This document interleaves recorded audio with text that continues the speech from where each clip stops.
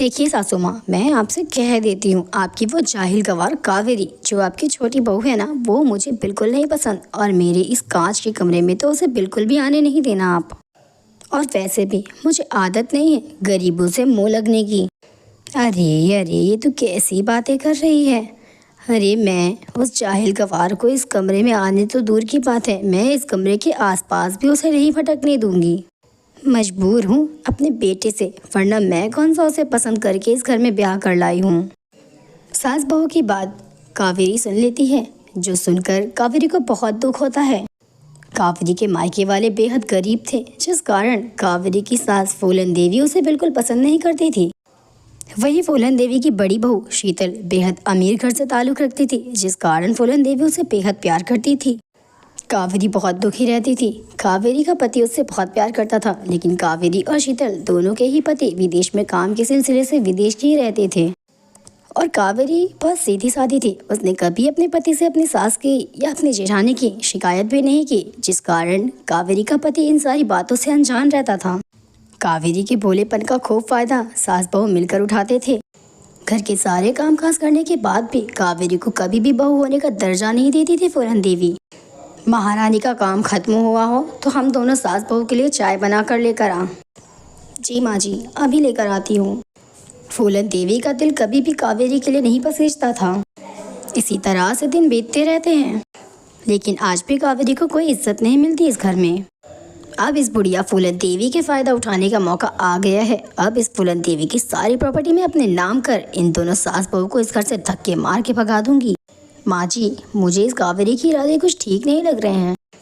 हमारे इतने जुल्म सितम के बाद भी ये कावेरी चुप है, इसका मतलब कहीं ये तो नहीं कि ये सारी प्रॉपर्टी धोखे से अपने नाम करना चाहती हो। वैसे भी इन गरीबों का कोई भरोसा नहीं होता माँ जी।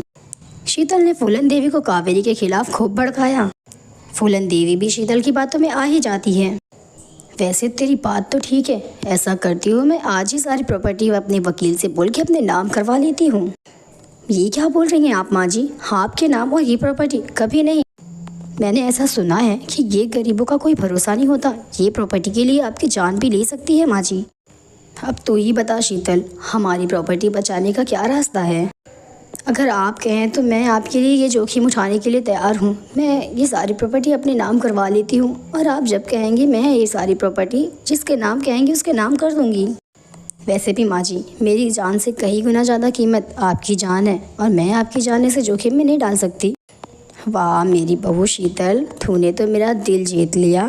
और इसी तरह से फूलन देवी अपनी सारी जायदाद सब कुछ अपनी बड़ी बहू शीतल के नाम कर देती है। हाय मेरी पढ़ी लिखी समझदार बहू, आज तेरे ही कारण मेरा घर बचा है, वरना उस गरीब की बच्ची पता नहीं मेरे घर का क्या करती। अपने नाम करके हम दोनों को तो इस घर से बाहर ही निकाल देती। वैसे घर से तो तुझे अभी भी जाना ही होगा, बस फ़र्क इतना होगा कि तेरे साथ तेरी बड़ी बहू नहीं, तेरे साथ तेरी छोटी बहू जाएगी इस घर से। ये क्या बोल रही हो बहू तुम? जो तो सुन रही है ना, मैं वही बोल रही हूँ। अरे बेवकूफ़, अभी भी तुझे समझ नहीं आया? ये सब मेरी चाल थी। ये सारी प्रॉपर्टी अपने नाम कर तुम दोनों सास बहू को इस घर से धक्के मार के बाहर निकालने की चाल थी मेरी ये। तुझे क्या लगा मैं इतने दिनों से तुझे पसंद करती थी? नहीं, मैं तुझे झेलती थी, मेरी मजबूरी थी तुझे झेलना। ये आप किस तरह से बात कर रही हैं माँ जी से? भले ही मैंने अपने लिए कभी अपनी ज़बान नहीं खोली है, लेकिन अगर आप इस तरह से मेरी माँ जी से बात करेंगी ना, तो मैं अपने हाथ भी उठाने पर मजबूर हो जाऊँगी। तू और मुझ पर हाथ उठाएगी? तुम दोनों की औकात नहीं इस घर में खड़े होने की। अब ये घर मेरा है। इतना बोलकर शीतल अपने सास और देवरानी के मुँह पर दरवाज़ा बंद कर लेती है। और अब फूलन देवी को अपनी गलती का एहसास होता है, जब उसके पास कुछ भी नहीं रहा। अब फूलन देवी अपनी बहू से माफ़ी मांगती है। कावेरी, मुझे माफ़ कर दे, मैंने तुझे समझने में बहुत देर कर दी, और आज तो मेरे पास कुछ भी नहीं है कि मैं तुझे दे सकूं। माँ जी, किसने कहा आपके पास कुछ भी नहीं है देने के लिए? मुझे बस आपका प्यार चाहिए, और आप मुझे बस अपना प्यार दीजिए और कुछ भी नहीं।